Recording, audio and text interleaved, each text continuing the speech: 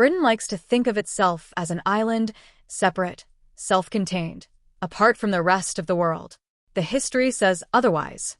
For 1,200 years, people have arrived on these shores fleeing violence, chasing work, or simply building a better life, and every single time, the country that received them changed because of it. Viking raiders became Yorkshire farmers. French Protestant refugees built the silk industry. Jewish families fleeing pogroms built the tailoring trade. A ship called the Windrush brought workers Britain had explicitly asked for, and then treated many of them like intruders. This video covers the whole thematic study every exam board sets: why people came, what pulled them and what pushed them, how Britain actually treated them once they arrived, and the uncomfortable pattern that repeats across every single century. Let's start right at the beginning, with the people who arrived by longship. Before the details, you need the framework every exam board builds this entire topic around: push and pull factors. Push factors are what drives someone out of a place: war, persecution, famine, poverty, a government that wants you gone. Pull factors are what draws someone toward a new place: jobs, safety, family already settled there, a genuine invitation from the government itself. Almost every migration story in this video is really a story about both forces acting together, in different proportions. The Huguenots were pushed by religious persecution in France and pulled by England's promise of Protestant safety. The Windrush generation were pulled by an explicit British government invitation and pushed by limited opportunity back home. Keep this framework running underneath everything that follows, because top exam answers explicitly name push and pull factors for every single case study, not just describe what happened. In 793, Viking longships struck the monastery at Lindisfarne, and for decades afterward, Viking raids meant exactly what you'd expect: burning, looting, terrified monks. But raiding was never the whole story, and this is the exam trap worth knowing early. By the mid-9th century, Viking armies weren't just striking and leaving, they were staying, farming the land, marrying local women, and building permanent settlements across huge stretches of eastern and northern England. The pull factor here is straightforward: fertile farmland and a fractured, divided set of Anglo-Saxon kingdoms that struggled to mount a unified defense. Within a single century, the story shifts from violent raiders to permanent neighbors, and that shift matters enormously for the exam, because it's the first example of a pattern that repeats throughout this entire topic.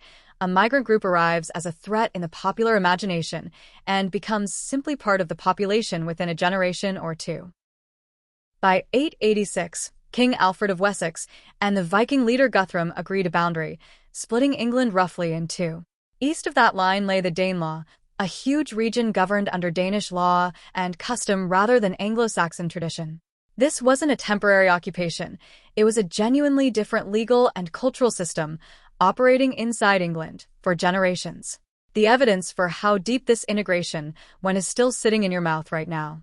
Words like sky, window, knife, and husband are all Old Norse in origin, absorbed permanently into English. Place names ending in by, meaning farmstead, like Whitby and Derby, and Thorpe, meaning village, mark Viking settlement across the map of England to this day, over 1,000 years later. Migration doesn't just add people to a country.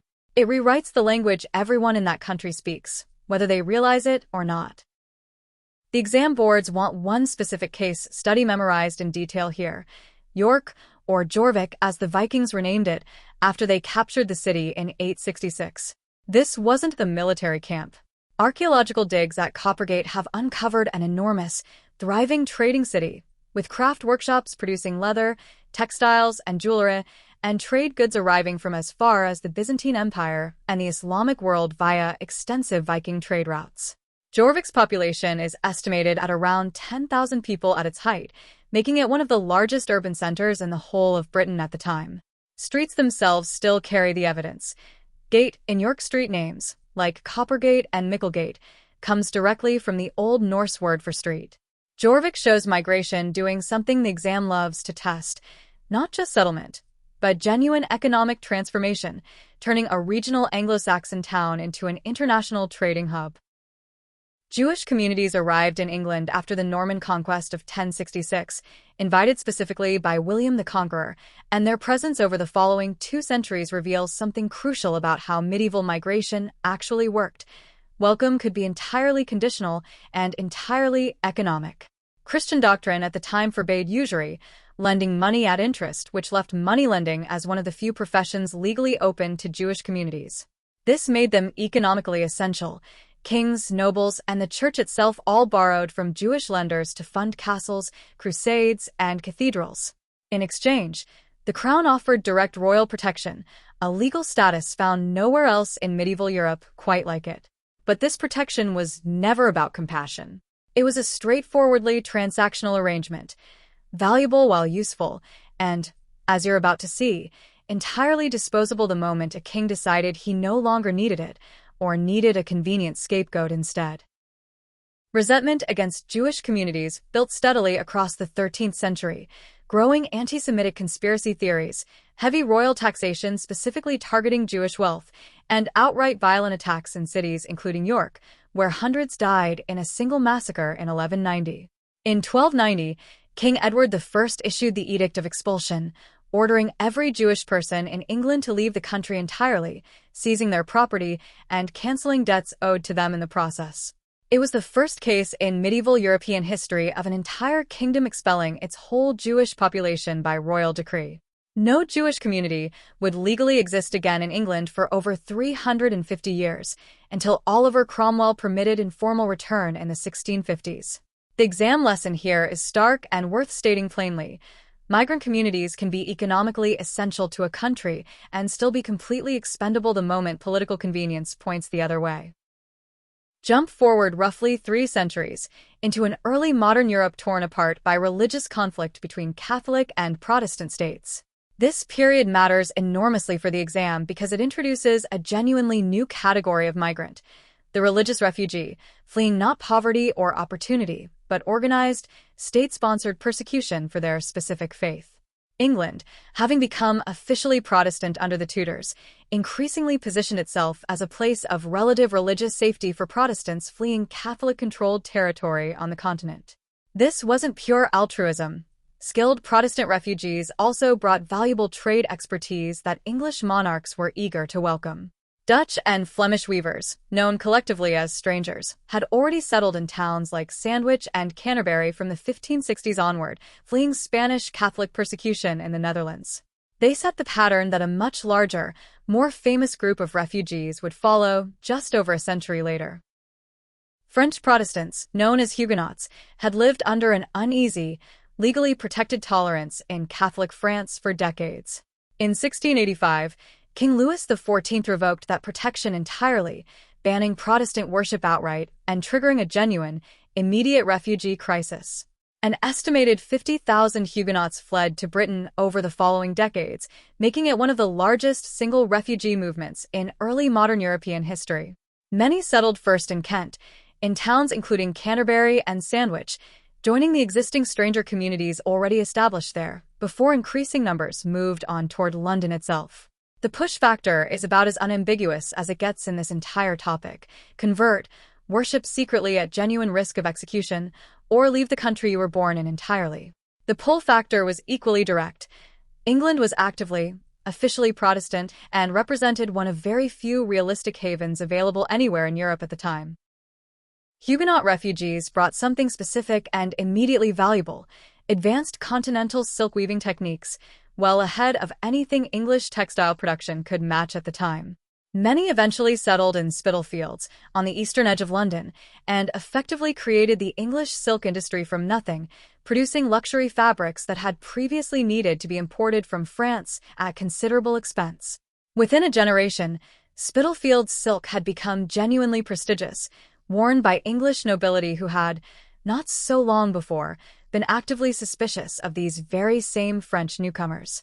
The economic argument for accepting refugees runs directly through this case study, and it's one the exam boards expect you to be able to articulate clearly. Skilled migrants transferred specialized expertise that measurably strengthened the British economy for well over a century afterward. Huguenot surnames, Courtauld, Olivier, Garrick among them, are still recognizably part of British life today, centuries later. Irish migration to Britain runs continuously across centuries, but it intensifies dramatically from the 1840s onward. driven by one of the single worst humanitarian catastrophes in modern European history, the Great Famine. From 1845, a potato blight destroyed Ireland's staple food crop repeatedly across several consecutive years, and roughly 1 million people died directly from starvation and disease, while a further 1 million emigrated in a desperate search for survival. Many of the poorest simply couldn't afford passage to America or Australia, and Britain, close, relatively cheap to reach, and already home to established Irish communities, became the realistic destination for huge numbers of them.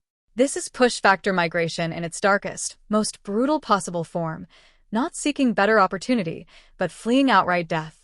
Irish migrants arriving in British cities were overwhelmingly poor and, being largely Catholic in an often hostile, deeply prejudiced Protestant Britain, faced serious, sustained, systemic discrimination on arrival. The exam board set Liverpool specifically as the required case study here, and for good reason. By 1851, roughly a quarter of Liverpool's entire population had been born in Ireland, the highest concentration of any British city, by a considerable margin. The pull factor was simple geography combined with simple economics. Liverpool was Britain's primary port facing Ireland directly, and its rapidly expanding docks needed enormous quantities of cheap, unskilled labor to keep pace with booming international trade. Irish migrants filled dangerous, physically brutal dock work that many established Liverpudlians actively avoided, and they were paid noticeably less for doing it. They clustered tightly together in the poorest, most overcrowded areas of the city, near the docks themselves, partly from simple economic necessity and partly because they faced genuine, open discrimination in housing elsewhere in the city. Liverpool's Irish community built its own churches, its own mutual aid societies, and endured, over time, some of the very worst slum conditions found anywhere in industrial Victorian Britain. Step back for a moment and look at the bigger 19th century picture the exam expects you to hold in view. Britain's Industrial Revolution was creating factory jobs, mining jobs, and dock jobs at an absolutely explosive rate, and existing British-born workers alone simply couldn't fill the demand fast enough. This is the pull factor underlying nearly every 19th century migration story you'll be examined on. Cities desperately needed cheap, plentiful labor, and industrial employers were often genuinely indifferent to where exactly that labor came from, so long as it kept the factories and the docks running at full capacity. This same underlying economic logic, worker shortage creating a demand strong enough to override existing prejudice, appears again and again throughout this whole topic, right through to the 20th century. Understanding this recurring economic engine helps you write genuinely comparative essays that connect case studies across completely different centuries, which is exactly the kind of connected thinking the highest exam grades specifically reward. In 1881, the assassination of Tsar Alexander II triggered a horrific wave of pogroms, organized, often state-tolerated violent attacks against Jewish communities across the Russian Empire. Between 1881 and 1914, an estimated 150,000 Eastern European Jewish refugees fled to Britain, with the great majority settling in London's East End, especially in and around Whitechapel and Spitalfields, the very same district the Huguenots had transformed 2 centuries earlier. This is unmistakably push-factor migration, organized, targeted, often lethal religious violence at home, against a genuine, realistic prospect of safety abroad. Within just a few decades, the East End transformed into a major center of Jewish religious, cultural, and political life in Britain, complete with synagogues, Yiddish-language theaters, and Yiddish newspapers serving a rapidly growing community. It represents one of the largest single waves of refugee migration in the entire span of this topic, and the exam boards expect you to be able to explain both its specific causes and its lasting cultural impact.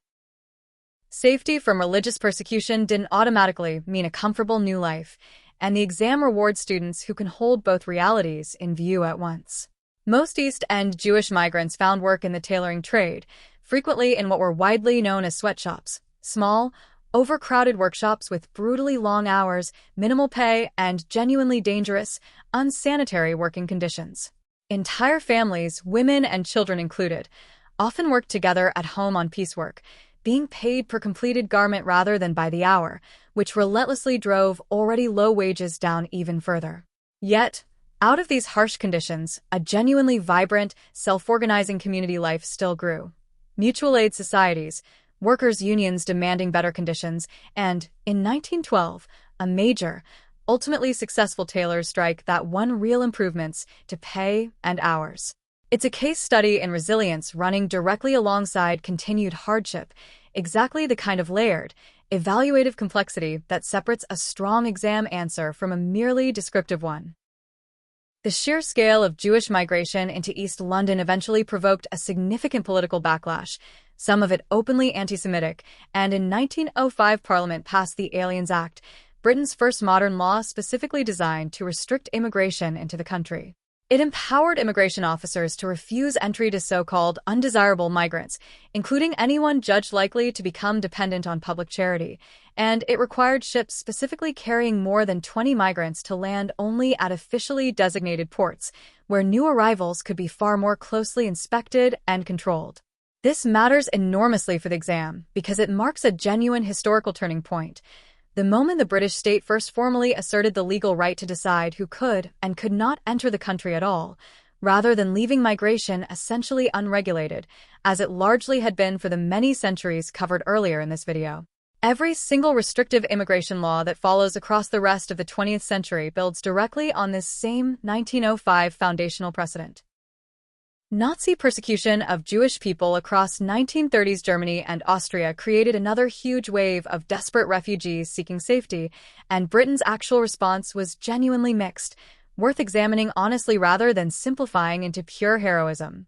Following the coordinated violence of Kristallnacht in November 1938, the British government did agree to the Kindertransport program, ultimately bringing roughly 10,000 mostly Jewish children to safety in Britain without their parents, in one of the era's few unambiguously positive rescue efforts.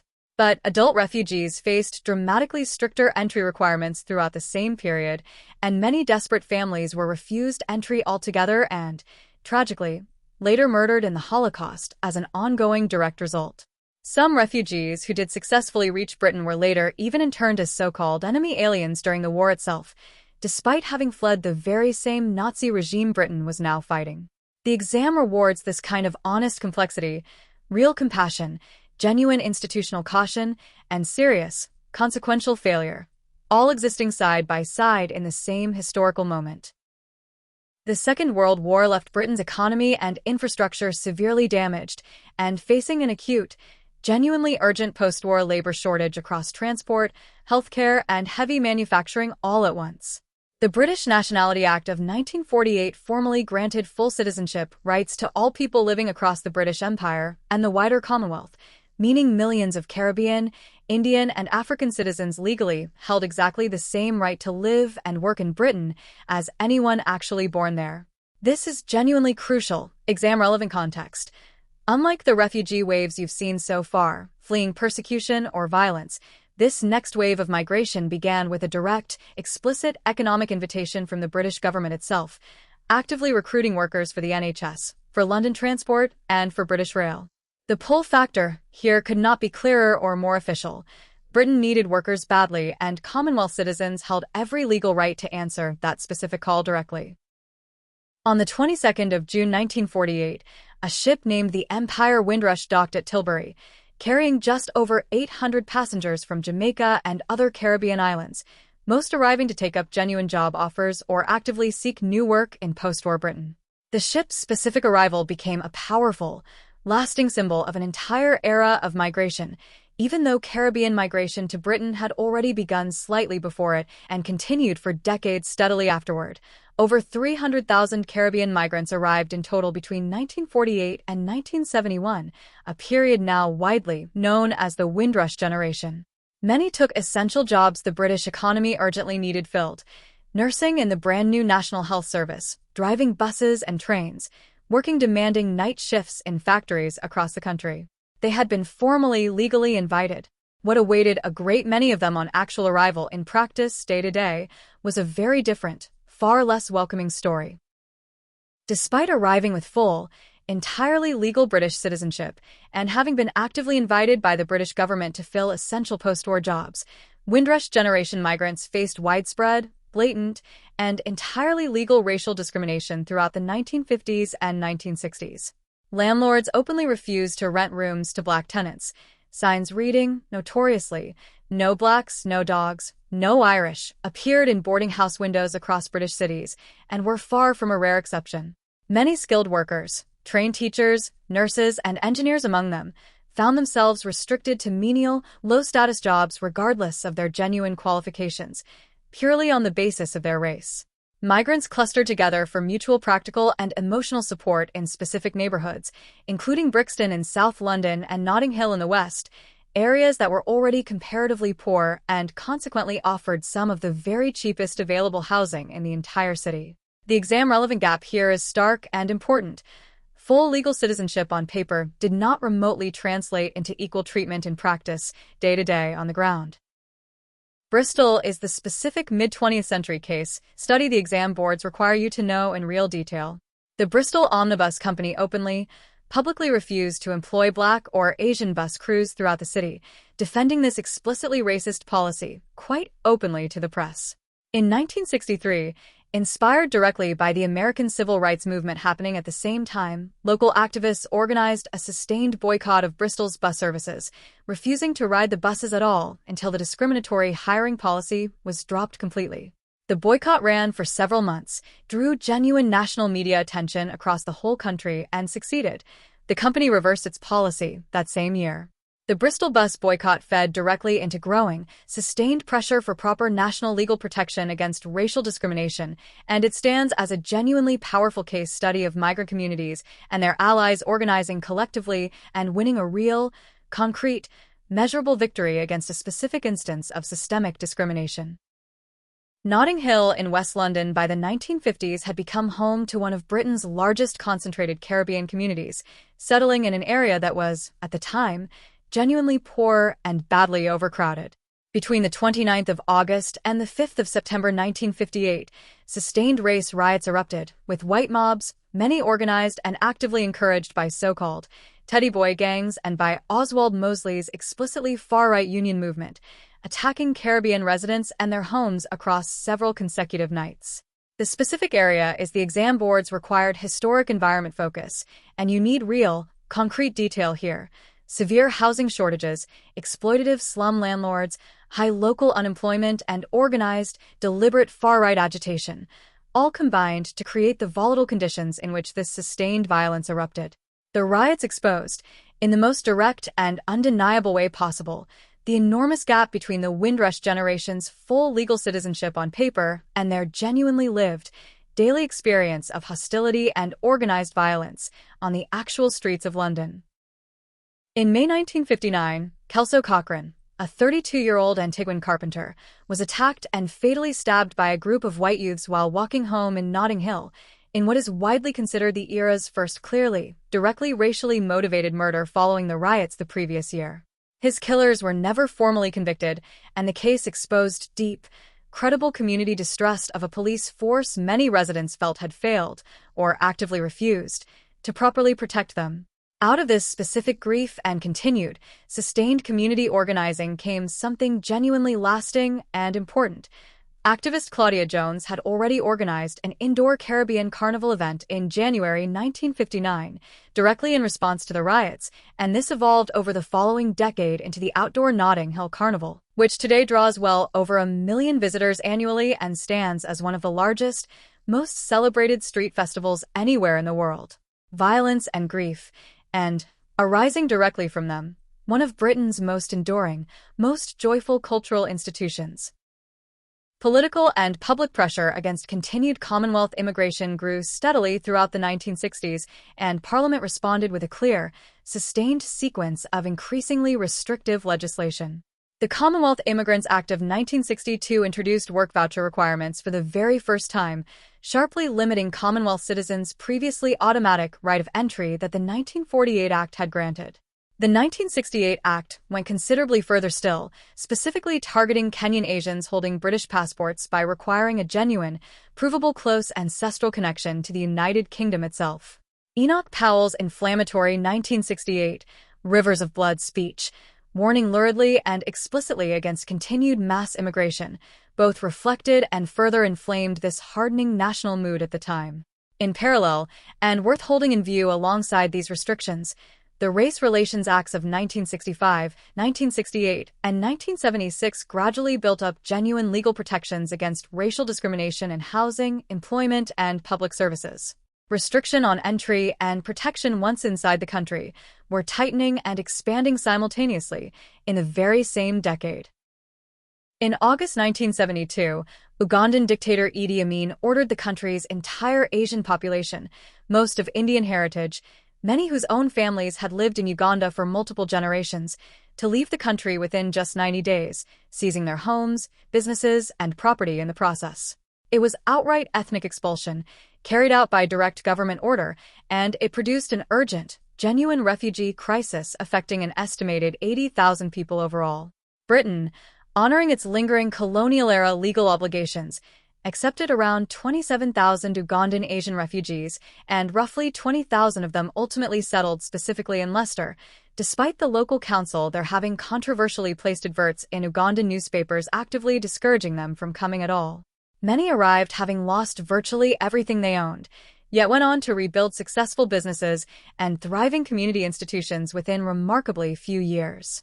It's push-factor migration at its most sudden and brutal, forced expulsion with no meaningful choice involved whatsoever, followed by a genuinely striking, well-documented story of rapid post-arrival community rebuilding.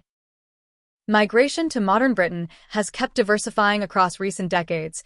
European Union membership from 1973 permitted free movement for millions of European workers, while conflicts in the Balkans, Syria, and Afghanistan have driven substantial, ongoing waves of refugees seeking safety in Britain specifically. The 2016 Brexit referendum, fought substantially over the specific question of immigration control, ended that EU freedom of movement altogether from 2020 onward. And in 2018, a genuine national scandal broke. The Windrush Scandal revealed that the very same Home Office had wrongly classified an unknown number of long-settled Windrush generation migrants, and in some documented cases their own British-born children, as illegal immigrants, due to lost or simply never issued official paperwork. Some were wrongly detained. A documented number were even wrongly deported to countries they had left as small children decades earlier and barely remembered at all. It's a stark, sobering, genuinely recent reminder that the exact same central tension running through this entire topic, invited versus rejected, welcomed versus hostile, is still actively, unresolvedly playing out today. That is migrants in Britain, the whole 1200-year arc every exam board expects you to know.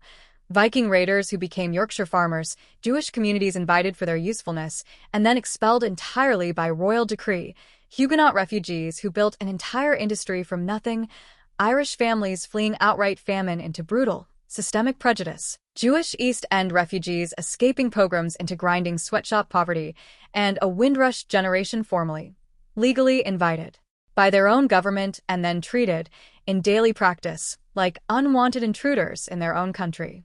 If you remember one single framework walking into that exam hall, remember this. Nearly every migrant group in British history was pulled by a genuine, concrete need for labor, for skills, for trade, and pushed at the exact same time by violence, poverty, or persecution back home, and nearly every single one of them was welcomed for their usefulness long before they were ever accepted as simply, straightforwardly, unconditionally British. This video is part of our GCSE History playlist. Subscribe and good luck in that exam hall.